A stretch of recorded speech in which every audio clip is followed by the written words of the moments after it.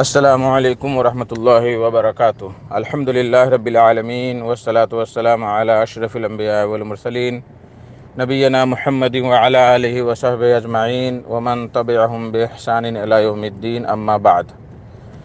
میرے دوستو، بزرگوں، اسلامی بھائیوں اور بہنوں، سامعین و سامعات کرام، صدائے حق سننے والے ساتھیوں، آج 1 ربیع الثانی 1442 ہجری، 17 نومبر 2020 عیسوی، 2 اگہن 2077 بکرمی، منگل کا دن، میں محمد مستقی مدنی آپ لوگوں کی خدمت میں صدائے حق کا پروگرام لے کر حاضر ہو گیا ہوں، جو روزانہ آپ junk Nandini FM 95.5 mega hertz پر سماعت فرماتے آ رہے ہیں، جس کا ٹائم ٹیبل 1:30 بجے دن سے 2:15 بجے تک ہے۔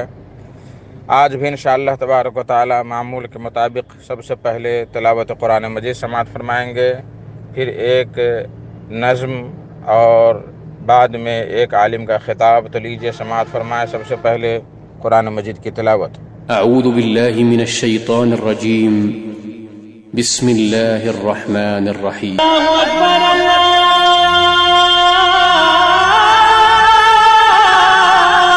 اکبر۔ بعدہ ماں کے اوپر ایک چھوٹے سے بچے کی آواز میں ایک خوبصورت سی نظم سماعت فرمائیں۔ آواز شاہد امیر حسین کی، بول ہے: سنسان ہے تمہارے بنا سارا یہ جہاں،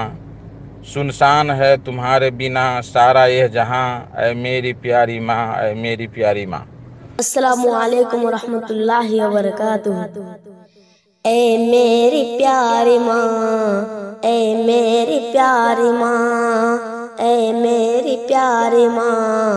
اے میری پیاری ماں، سنسان ہے تمہاری بنا سارا یہ جہاں، اے میری پیاری ماں، اے میری پیاری ماں۔ ماں تو ہے بے مثال، تیری ذات بے مثال، ماں تو ہے بے مثال، تیری ذات بے مثال، سچ پوچھئے تو غیر تیری ہر بات بے مثال،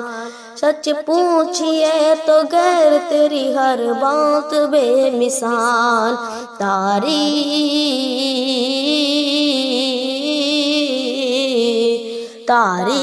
آپ کی نہیں کر پاؤں گا بیان، اے میری پیاری ماں، اے میری پیاری ماں،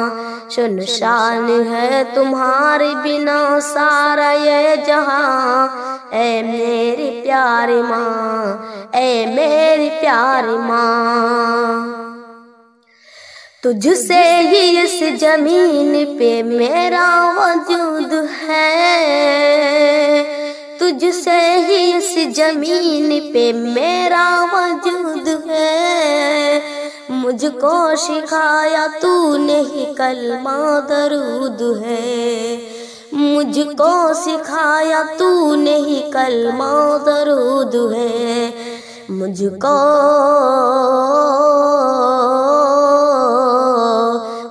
کو سکھایا بولنا میں تو تھا بے زبان، اے میری پیاری ماں، اے میری پیاری ماں، سنسان ہے تمہاری بنا سارا یہ جہاں، اے میری پیاری ماں، اے میری پیاری ماں۔ اللہ اکبر، اللہ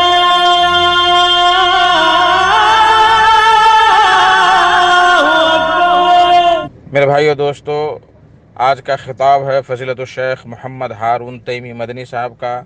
جو مدرسہ دارالکتاب و سنہ روہتہٹ نیپال میں درس و تدریس کی خدمات انجام دیتے ہیں۔ ان کا موضوع ہے تربیت اولاد۔ تربیت اولاد، اولاد کی کیسے تربیت ہونی چاہیے، اس موضوع پر شیخ خطاب فرمائیں گے۔ تو لیجیے سماعت فرمائیں ان سے ان کا خطاب۔ السلام علیکم ورحمۃ اللہ وبرکاتہ۔ الحمد للہ نحمده ونستعینه ونستغفره ونؤمن به ونتوکل علیہ ونعوذ باللہ من شرور انفسنا ومن سیئات اعمالنا، من يهده الله فلا مضل له ومن يضلله فلا هادي له وأشهد أن لا إله إلا الله وحده لا شريك له وأشهد أن محمدا عبده ورسوله أما بعد فإن خير الحديث كتاب الله وخير الهدي هدي محمد صلى الله عليه وسلم وشر الأمور محدثاتها وكل محدثة بدعة وكل بدعة ضلالة وكل ضلالة في النار. أعوذ بالله من الشيطان الرجيم. بسم الله الرحمن الرحيم. يا أيها الذين آمنوا قوا أنفسكم وأهليكم نارا. وقال النبي صلى الله عليه وسلم كلكم راع وكلكم مسؤول عن رعيته فالإمام راع وهو مسؤول عن رعيته والرجل راع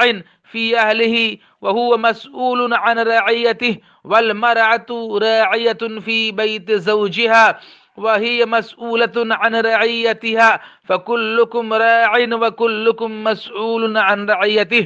سامعین و سامعات، عزیز دوستو اور ساتھیو، Janak Nandini F M 95.5 megahertz Janakpur Dham سے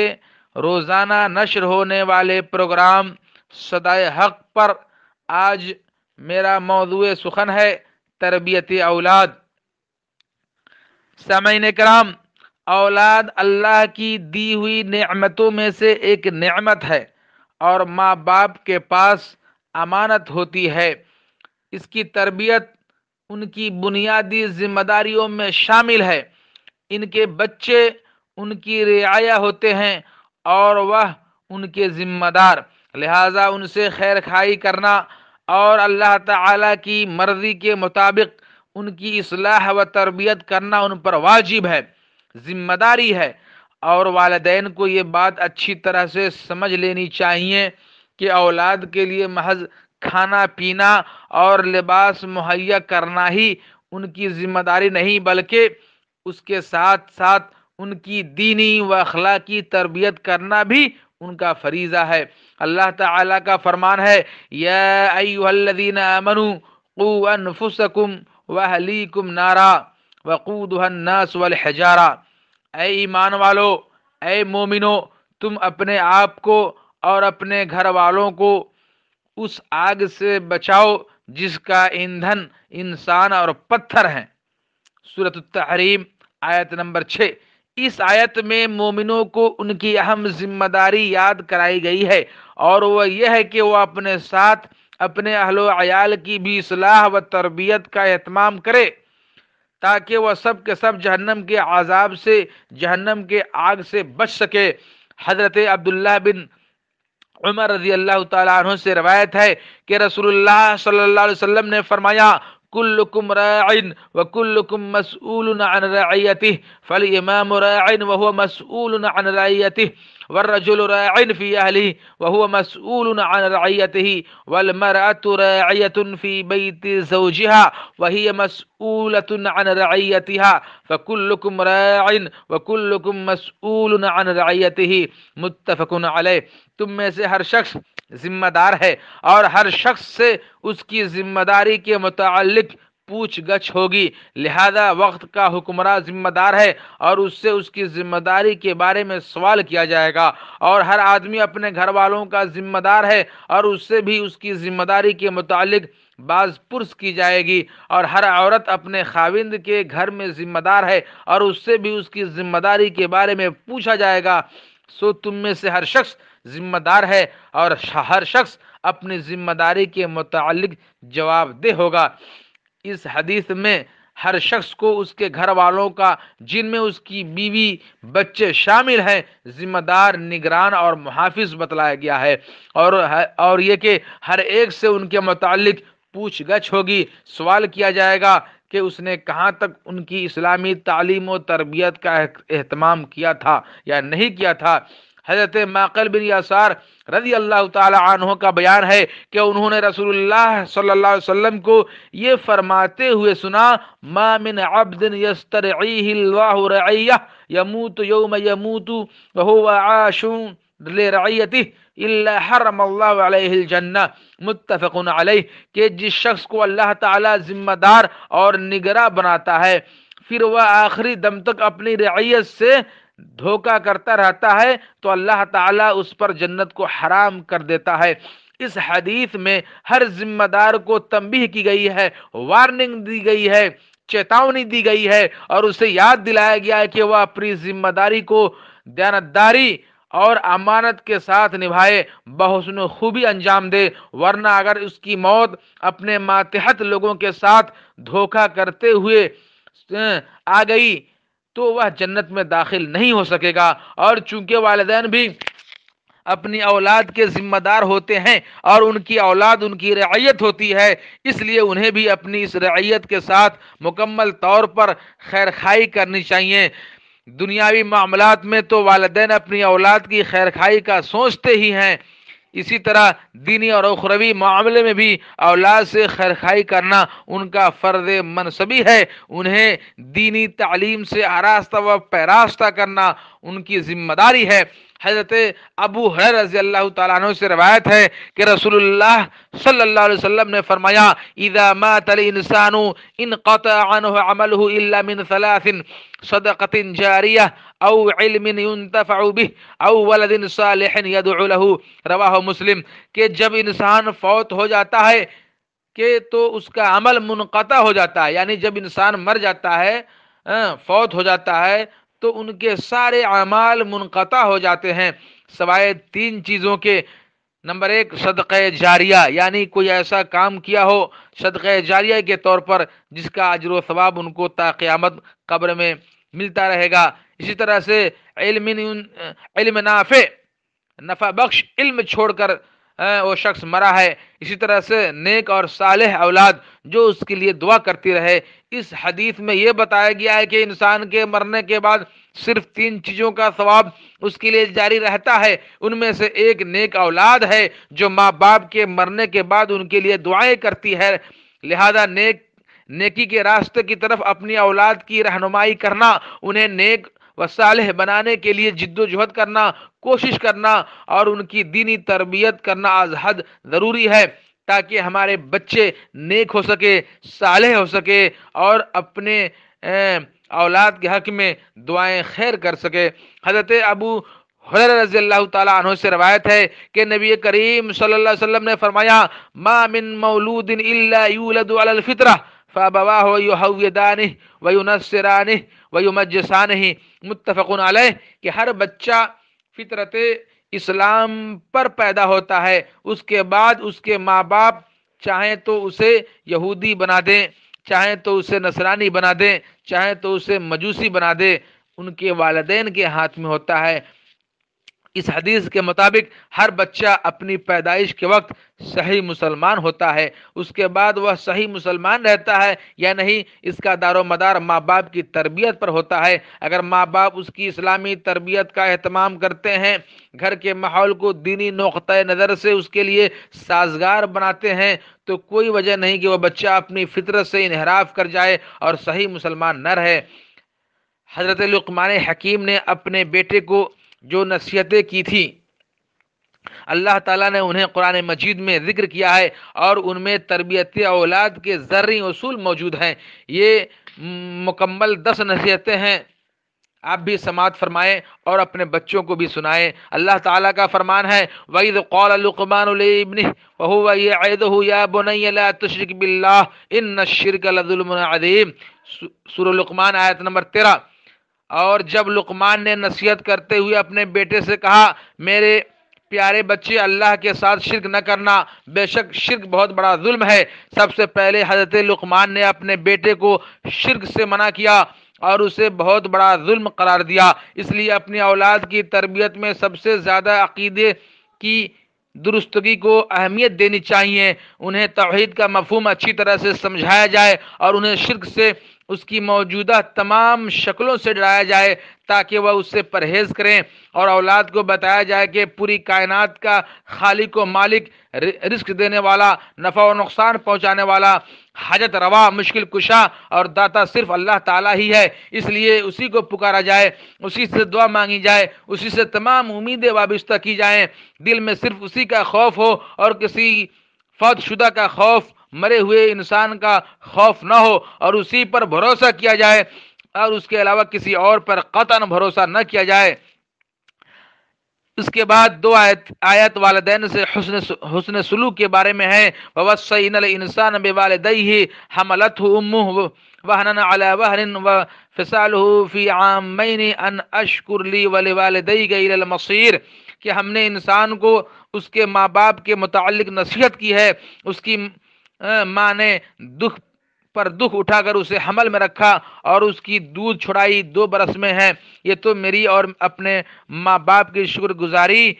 میری ہی طرف لوٹ کر آنا ہے، اور اگر وہ دونوں تجھ پر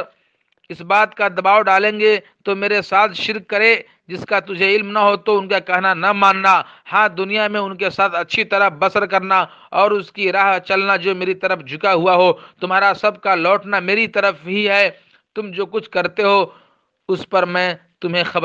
خبردار کروں گا۔ ان 2 آیات میں والدین سے حسن سلوک کی تلقین کے ساتھ ساتھ اس بات کی بھی وضاحت کر دی گئی ہے کہ اگر والدین شرک کرنے کا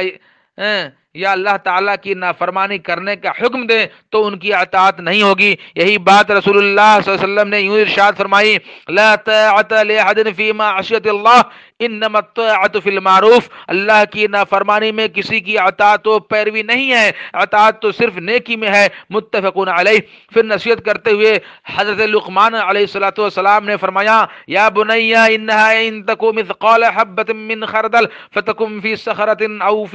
او فی السماوات او فی الارض یاتی بها اللہ ان اللہ لطیف خبیر، سورۃ لقمان آیت نمبر 16۔ کہ پیارے بیٹے اگر کوئی چیز رائی کے دانے کے برابر بھی ہو، پھر وہ خواہ کسی چٹان میں ہو یا آسمان میں ہو یا زمین میں ہو، اسے اللہ ضرور لائے گا، اللہ تعالیٰ بڑا باریک بھی اور خبردار ہے۔ اس میں ہے حضرت لقمان نے اپنے بیٹے کو خبردار کیا ہے کہ اللہ تعالیٰ ہر چھوٹی بڑی نیکی اور اسی طرح ہر چھوٹی بڑی برائی کو خوب جانتا ہے، لہذا اولاد کو ہمیشہ نیکیوں کی طرف ترغیب اور برائیوں سے ڈراتے رہنا چاہیے تاکہ اس کے دل میں نیکی کی محبت اور برائی سے نفرت پیدا ہو۔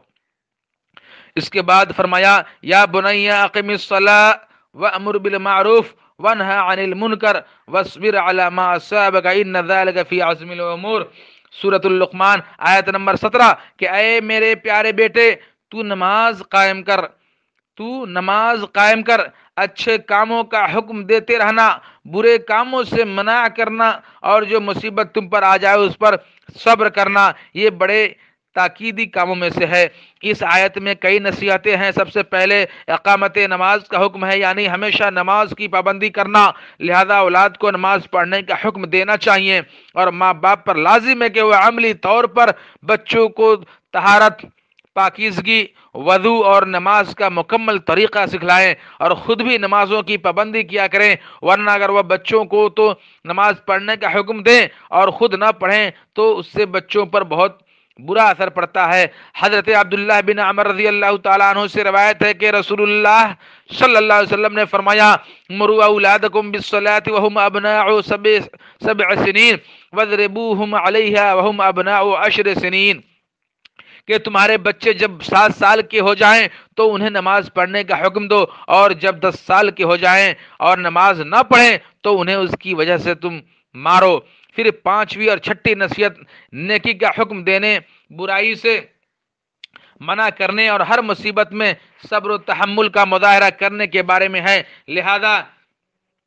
بچوں کو اس بات کی تعلیم دینی چاہیے کہ جب وہ اپنے ہم عمر بچوں کے ساتھ ہو تو بےہودہ گفتگو کرنے کی بجائے ایک دوسرے کو نیکی کی طرف بلائیں اور برائی سے دور رہنے کی تلقین کریں، اور اگر ان پر کوئی مصیبت آ جائے تو وہ اسے برداشت کریں اور صبر و تحمل کا مظاہرہ کریں۔ اس کے بعد حضرت لقمان نے نصیحت کرتے ہوئے کہا، ولا تسعر خدك للناس ولا تمش في الارض مرحا ان الله لا يحب كل مختال فخور واقصد في مشيك واغضض من صوتك ان انكر الاصوات لصوت الحمیر۔ سورۃ اللقمان آیت نمبر 18-19 کہ لوگوں کو حقیر سمجھتے ہوئے اور اپنے آپ کو بڑا تصور کرتے ہوئے ان سے منہ نہ موڑنا اور زمین میں اترا کر نہ چلنا، کیونکہ اللہ تعالیٰ تکبر کرنے والے اور فخر کرنے والے شخص کو پسند نہیں کرتا، اور اپنی رفتار میں میانہ روی اختیار کرنا اور اپنی آواز کو پست رکھنا، کیونکہ آوازوں میں سب سے بدتر آواز گدھوں کی آواز ہے۔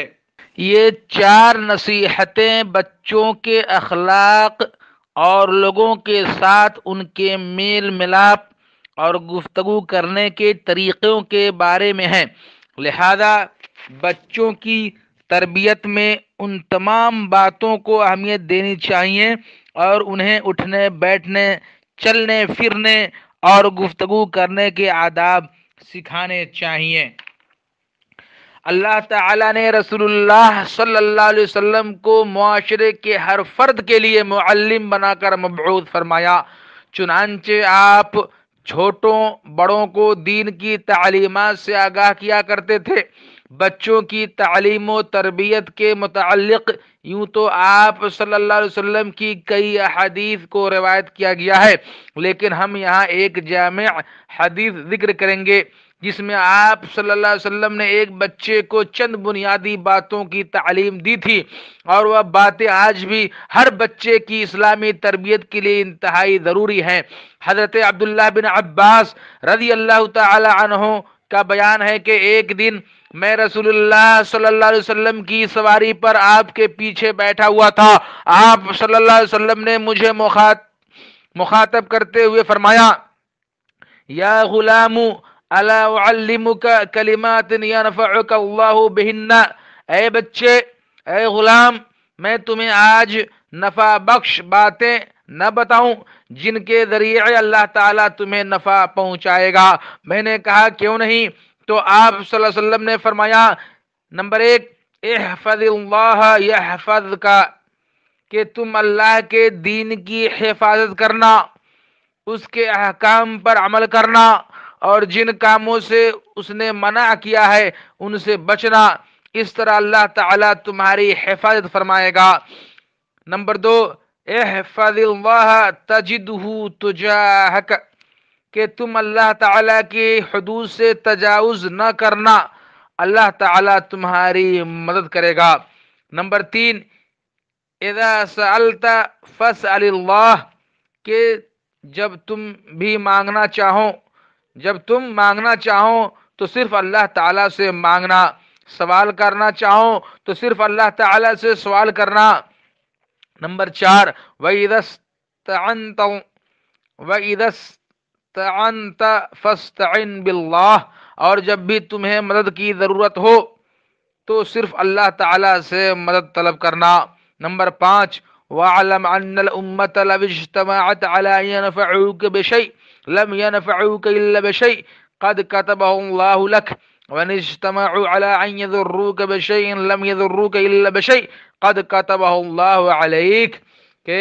اس بات پر اچھی طرح سے یقین کر لو کہ اگر تمام لوگ مل کر تمہیں نفع پہنچانا چاہیں تو وہ تمہیں محض اتنا نفع پہنچا سکیں گے جتنا اللہ تعالیٰ نے تمہارے حق میں لکھ رکھا ہے، اور اگر وہ سب کے سب مل کر تمہیں نقصان پہنچانا چاہیں تو وہ ایسا نہیں کر سکتے۔ ہاں، اللہ نے جو تیرا نقصان لکھ رکھا ہے تو وہ ہو کر رہے گا۔ نمبر 6، رفعت الاقلام وجفت الصحف، کے قلم اٹھا لیے گئے ہیں اور صحیفے خشک ہو چکے ہیں، یعنی تقدیریں لکھی جا چکے ہیں۔ نمبر 7، تعرف الی اللہ فی الرخاء یعرفک فی الشدہ، کہ خوشحالی کے ایام میں اللہ تعالیٰ کے اور لوگوں کے حقوق ادا کرنا، تنگی کے ایام میں اللہ تعالیٰ تمہاری مدد فرمائے گا۔ نمبر 8، وَاعْلَمْ أَنَّ مَا أَخْطَأَكَ لَمْ يَكُنْ لِيُصِيبَكَ وَمَا أَصَابَكَ لَمْ يَكُنْ لِيُخْطِئَكَ، اور اس بات کو بھی اچھی طرح سے یاد کر لو کہ اللہ تعالیٰ تجھ سے جو چیز روک لے وہ تجھے ہرگز نہیں مل سکتی، اور اللہ تعالیٰ تجھے جو چیز عطا کرنا چاہے اسے کوئی بھی تجھ سے روک نہیں سکتا۔ نمبر 9، وَاعْلَمْ أَنَّ النَّصْرَ مَعَ الصَّبْرِ وَأَنَّ الْفَرَجَ مَعَ الْكَرْبِ، اور یہ بھی جان لو کہ مدد صبر کے ساتھ آتی ہے، مدد صبر کے ساتھ آتی ہے، اور ہر پریشانی کے بعد خوشحالی یقینی ہے۔ نمبر 10، وَأَنَّ مَعَ الْعُسْرِ يُسْرًا، اور ہر تنگی آسانی اور آسودگی کو لاتی ہے، یعنی انسان جب تنگ ہوتا ہے، پریشانی لاحق ہوتی ہے، تو اس کے بعد اسے آسانیاں بھی ہوتی ہے، آسودگی ہوتی ہے۔ یہ 10 نصیحتیں، تلک عشرۃ کاملہ، یہ مکمل 10 نصیحتیں بچوں اور بڑوں سب کے لیے انمول موتی ہیں، لہذا سب کو ان پر عمل کرنا چاہیے، اور خصوصاً بچوں کو تو یہ باتیں خوب یاد کرانی چاہیے۔ اور شاعر نے کیا خوب کہا ہے، حرض بنینک علی الآداب فی الصغر، حرض بنیک علی الآداب فی الصغر کیما تقر بهم عیناک فی الکبر، وإنما مثل الآداب تجمعها، وإنما مثل الآداب تجمعها فی عنفوان الصبا كالنقش فی الحجر، یعنی اپنی اولاد کو بچپن سے ہی ادب سکھلاؤ تاکہ بڑے ہو کر وہ تمہاری آنکھوں کی ٹھنڈک بنے، تمہیں سکون محسوس ہو۔ اور بچپن میں ادب سکھانا ایسے ہے جیسے پتھر پر نقش کرنا ہے۔ ماں باپ کو اپنے بچوں پر شفقت اور ان سے پیار بھی کرنا چاہیے۔ حضرت ابو ہریرہ رضی اللہ تعالی عنہ کا بیان ہے کہ ایک مرتبہ رسول اللہ صلی اللہ علیہ وسلم نے اپنے نواسے حضرت حسن رضی اللہ عنہ کو بوسہ دیا، تو ایک صحابی حضرت اقرع بن حابس رضی اللہ تعالی عنہ نے کہا، میرے 10 بچے ہیں لیکن میں نے تو آج تک ان میں سے کسی کو بوسہ نہیں دیا۔ چنانچہ حضور صلی اللہ علیہ وسلم نے اس کی طرف تعجب سے دیکھا اور فرمایا، من لا یرحم لا یرحم، جو کسی پر رحم نہیں کرتا اس پر بھی رحم نہیں کیا جاتا، متفق علیہ۔ اور حضرت عائشہ رضی اللہ تعالی عنہ کا بیان ہے کہ کچھ دیہاتی لوگ حضور صلی اللہ علیہ وسلم کی خدمت میں حاضر ہوئے اور کہنے لگے کہ آپ اپنے بچوں کو بوسہ دیتے ہیں؟ سوال کیا تو حضور صلی اللہ علیہ وسلم اور صحابہ کرام رضی اللہ علیہم اجمعین نے کہا ہاں، تو وہ کہنے لگے اللہ کی قسم ہم اپنے بچوں کو بوسہ نہیں دیتے، تو آپ صلی اللہ علیہ وسلم نے فرمایا اوا املک ان کان اللہ نزع منکم الرحمہ، متفق علیہ، کہ اگر اللہ تعالیٰ نے تمہارے دلوں سے رحمت کو کھینچ لیا ہے تو میں کیا کروں، یعنی اللہ تعالیٰ نے تمہارے دلوں سے رحمت کو کھینچ لیا ہے تو میں کیا کروں، یعنی تمہیں رحم و کرم کرنا چاہیے، شفقت و مہربانی کے ساتھ اپنے بچوں سے پیش آنا چاہیے، اگر تم ایسا نہیں کرتے ہو تو میں کیا کروں۔ حضرت بریدہ رضی اللہ تعالی عنہ بیان کرتے ہیں کہ ایک مرتبہ رسول اللہ صلی اللہ علیہ وسلم خطبہ ارشاد فرما رہے تھے، خطبہ دے رہے تھے، اس دوران حضرت حسن رضی اللہ تعالی عنہ اور حضرت حسین رضی اللہ تعالی عنہ نمودار ہوئے۔ انہوں نے سرخ رنگ کی 2 قمیصیں پہنی ہوئی تھی اور ان کے پیر پھسل رہے تھے۔ حضور صلی اللہ علیہ وسلم نے انہیں دیکھا تو ممبر سے نیچے اترے، انہیں اٹھایا اور پھر ممبر پر چڑھ گئے اور فرمانے لگے، سچ فرمایا ہے اللہ تعالیٰ نے، انما اموالکم و اولادکم فتنۃ، یعنی تمہارے مال اور تمہاری اولاد آزمائش ہیں۔ میں نے انہیں اس حالت میں دیکھا تو صبر نہ کر سکا، پھر آپ صلی اللہ علیہ وسلم نے اپنا خطبہ جاری رکھا۔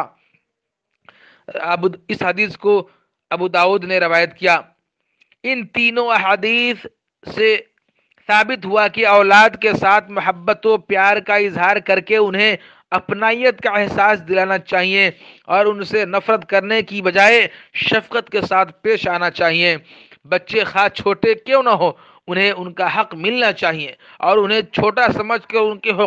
حقوق سے محروم نہیں کرنا چاہیے، ان کے ادھیکار سے ونچت نہیں کرنا چاہیے۔ حضرت سہل بن سعد رضی اللہ تعالی عنہ کا بیان ہے کہ ایک مرتبہ رسول اللہ صلی اللہ علیہ وسلم کو ایک مشروب پیش کیا گیا، پینے کی چیز پیش کی گئی، آپ اس سے پی کر فارغ ہوئے تو ابھی مشروب بچا ہوا تھا، آپ نے دیکھا ان کی دائیں جانب ایک بچہ بیٹھا ہوا ہے اور بائیں جانب کچھ عمر رسیدہ لوگ ہیں، تو آپ صلی اللہ علیہ وسلم نے بچے کو مخاطب کرتے ہوئے فرمایا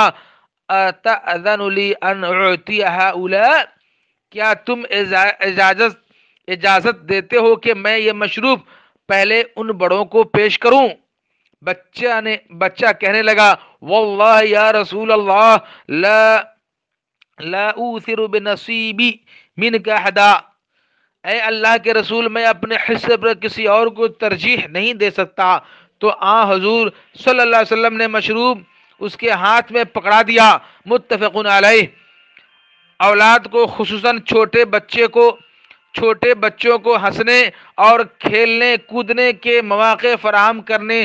چاہیے تاکہ ان کی ذہنی نشو و نما ہو سکے، لیکن شرط یہ ہے کہ کھیل کود اور ہنسی مذاق حدود شریعت کے اندر ہوں۔ حضرت انس رضی اللہ تعالی عنہ بیان کرتے ہیں کہ حضور صلی اللہ علیہ وسلم تمام لوگوں میں سب سے اچھے اخلاق کے مالک تھے، اور میرا ایک بھائی تھا جو ابھی سن شعور کو نہیں پہنچا تھا اور ایک چھوٹے سے پرندے کے ساتھ کھیلا کرتا تھا۔ جب حضور صلی اللہ علیہ وسلم کے سامنے آتا تو آپ اس سے از راہ مزاح کہا کرتے تھے یا ابا عمیر ما فعل النغیر، اے ابو عمیر وہ چھوٹے پرندے کا کیا بنا؟ متفق علیہ۔ برادران یوسف علیہ السلام نے اپنے باپ حضرت یعقوب علیہ السلام سے حضرت یوسف علیہ السلام کے متعلق کہا تھا ارسلہ معنا غدا یرتع ویلعب وانا له لحافظون، سورہ یوسف آیت نمبر 12، کہ اسے کل ہمارے ساتھ بھیجیں تاکہ یہ خوب کھائے پیے اور کھیلے کودے، اس کی حفاظت کے ہم ذمہ دار ہیں۔ اس آیت سے معلوم ہوا کہ اسلام میں جائز کھیل کود اور تفریح پر کوئی پابندی نہیں، اسی لیے حضرت یعقوب علیہ السلام نے کھیل کود کی حد تک کوئی اعتراض نہیں کیا تھا، محض اتنا کہا تھا کہ کہیں ایسا نہ ہو کہ تم کھیل کود میں مشغول ہو جاؤ اور اسے بھیڑیا کھا جائے۔ محترم سامعین کرام،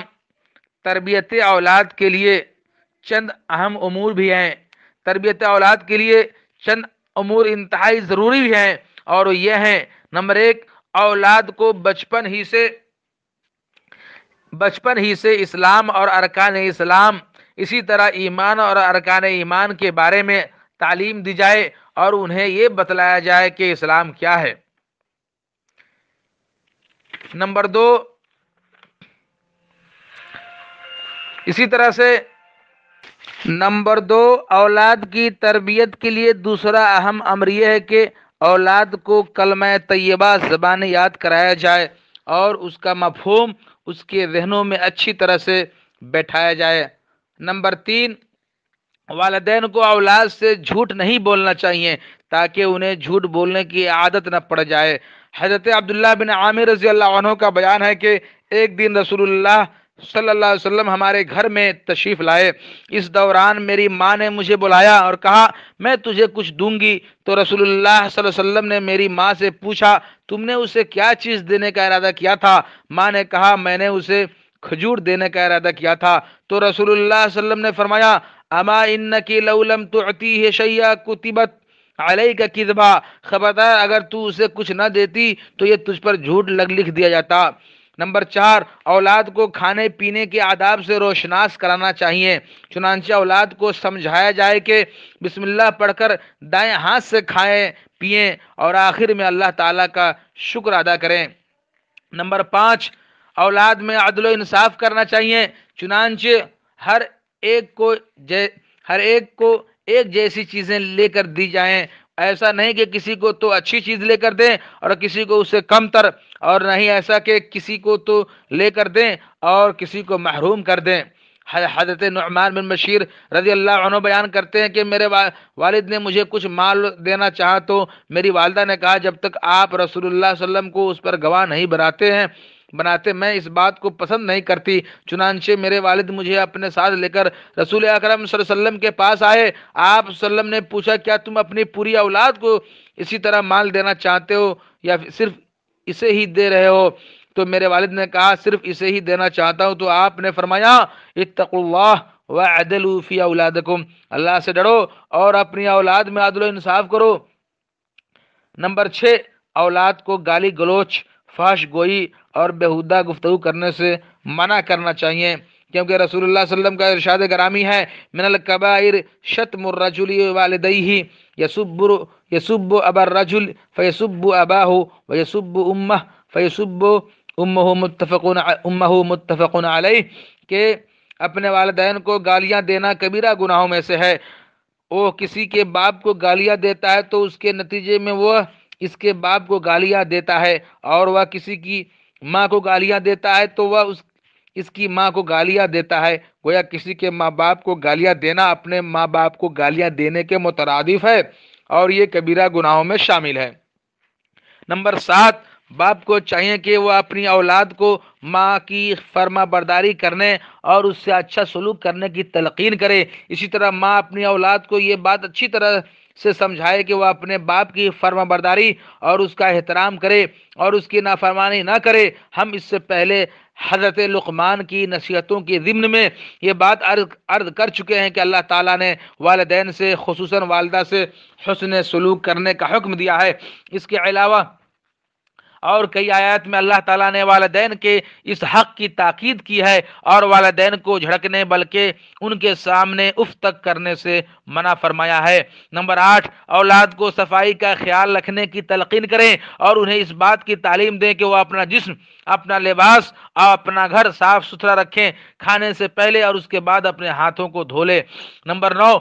والدین جہاں بچوں کی دنیاوی تعلیم کا اہتمام کرتے ہیں وہاں ان پر لازم ہے کہ ان کی دینی تعلیم کا بھی اہتمام کریں، بلکہ دنیاوی تعلیم کی نسبت دینی تعلیم کی اہمیت زیادہ ہے، کیونکہ دینی تعلیم سے آراستہ ہو کر اولاد اپنے والدین کے لیے دنیا کے علاوہ آخرت میں بھی نفع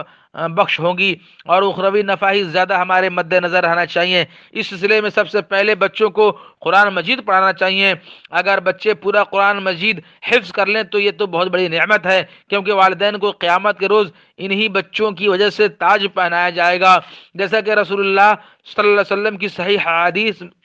سے ثابت ہے۔ اور اگر بچے پورا قرآن مجید حفظ نہ کر سکیں تو کم از کم آخری پارہ ضرور یاد کروانا چاہیے۔ اس کے علاوہ بچوں کو رسول اللہ صلی اللہ علیہ وسلم کی کچھ احادیث بھی یاد کروائی جائیں، انہیں آپ صلی اللہ علیہ وسلم کی سیرت طیبہ بھی پڑھائی جائے، اور اسلامی عقیدہ کی اہم معلومات اور دینی آداب وغیرہ سے بچوں کو آراستہ کیا جائے۔ نمبر 10، والدین پر لازم ہے کہ وہ اپنے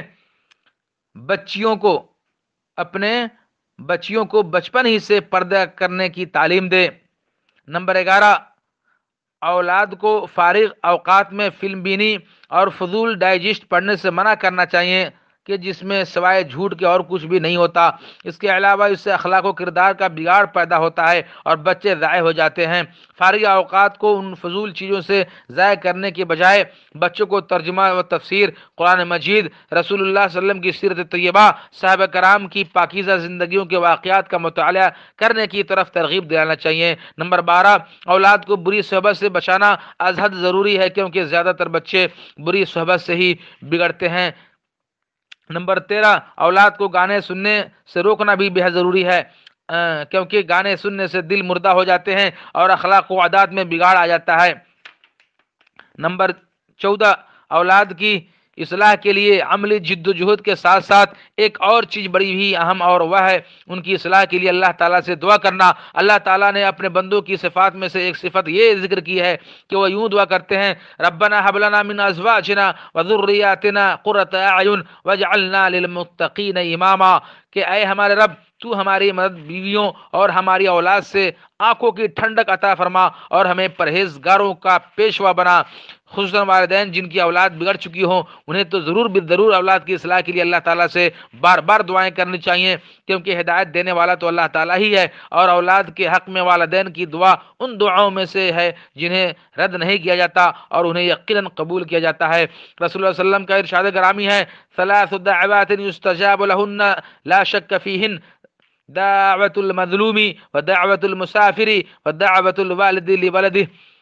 تین دعاؤں کو بلا شک قبول کیا جاتا ہے، مظلوم کی دعا، مسافر کی دعا، اولاد کے حق میں والد کی دعا۔ اللہ تعالیٰ سے دعا ہے کہ وہ ہم سب کی اولاد کو نیک و صالح بنائے اور انہیں دنیا و آخرت میں ہماری آنکھوں کی ٹھنڈک بنائے۔ اقول قولی ھذا استغفر اللہ لی ولکم ولسائر المسلمین۔ سبحان ربک رب العزۃ عما یصفون وسلام علی المرسلین والحمد للہ رب العالمین والسلام علیکم ورحمۃ اللہ وبرکاتہ۔ اللہ اکبر اللہ